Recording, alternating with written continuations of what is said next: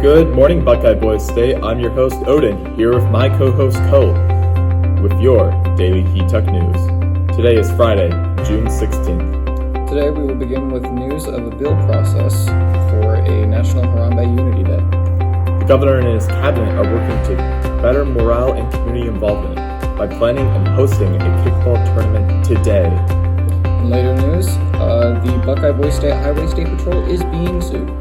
In lighter news, there is a Buckeye Boys business journal. If you have any free time, check it out at weareohiobbs.com. Today, it will be cloudy with a high of 76 and a low of 57. The wind speed will be 8 miles per hour and the humidity will be 52%. If you're watching the preview of this on Instagram and would like to follow up on any of these stories, please click through to the link in the bio for the full Daily Hetuck episode. In May of 2016, following a child falling into the enclosure, the Western lowland gorilla Harambe was shot and killed by the Cincinnati Zoo response team.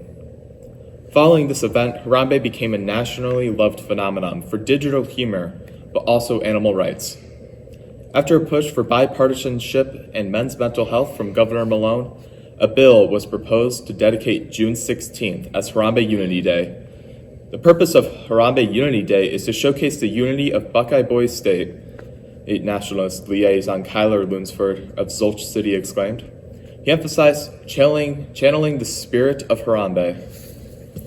Chief of Staff Saul Rosales added, Harambe Unity Day is bridging the divides of chaos. Events of Harambe Unity Day are being decided upon by a committee chaired by the Lieutenant Governor, said Rosales. He emphasized that it is a special committee. This committee is working hard incorporating the first Harambe Unity Day celebration as part of an afternoon recreation time festivities. Rosales wrote, including fun games and being a mini delegate assembly. Speeches of unity and men's mental health are planned for the celebration. The meaning of Harambe could change, and it is our decision if we will start caring. News from the courts.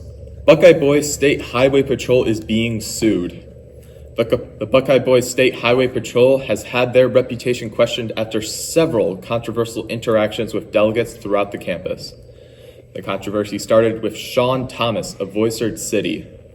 Sean was returning home from Millette Arena after work when an officer allegedly heckled Sean and wrote a citation. Sean ripped up the ticket in front of the officer, claiming that it was after hours and he was simply just enjoying his recreation time. Sean, however, is not the only individual who has dealt with an altercation that has resulted in some turmoil. William Genoscio of Voisard City also believes that the Highway Patrol is behaving unfairly because of an interaction with the police that he believes was a violation of his rights. Because of his utilities and mortgage payments, and Genoscio said that he cannot afford citations. He said, the Highway Patrol is an attack on the poor. Luckily for Genoscio, he was able to avoid the ticket when an unidentified man snuck behind the officer, ripped the ticket in half, and ran. Possibly up to 10 delegates are to testify that they were victims of this ticketing pattern. Because of these difficulties, Genoscio wants Governor Malone to step in and issue the patrol to peacekeeping trading. Following their election and appointments, Governor Nathan Malone and Lieutenant Governor Moayi Adhami have drawn up plans for multiple events to improve the morale, mental health, and community involvement at American Legion Buckeye Boys State. The largest of these plans is a grand festival that includes an inter-county kickball tournament organized by Adhami. Roosevelt Punslin said, speaking on the administration's plans, said, so far, we are in the midst of creating a campaign, and our main objective is to promote mental health. Our idea to do that was, on Saturday, the day before we graduate, have a festival that allows everyone to spend at least an hour or two under the sun having a good time with each other and building upon the brotherhood that we've already established.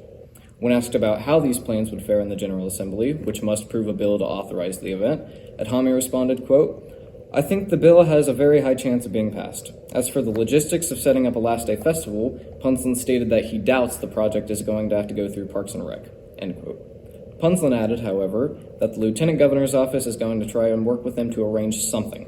That way, a larger festival is held. He stated Saturday is supposed to be the nicest day of the week. It is supposed to not have a single cloud in the sky, so it should be fun that day. If worse comes to worse and the weather ends up being super stormy, then we'll just have indoor activities in our own buildings amongst our county. Have you heard of the Buckeye Boys State Business Journal? The Buckeye Business Journal can be found at weareohiobbs.com.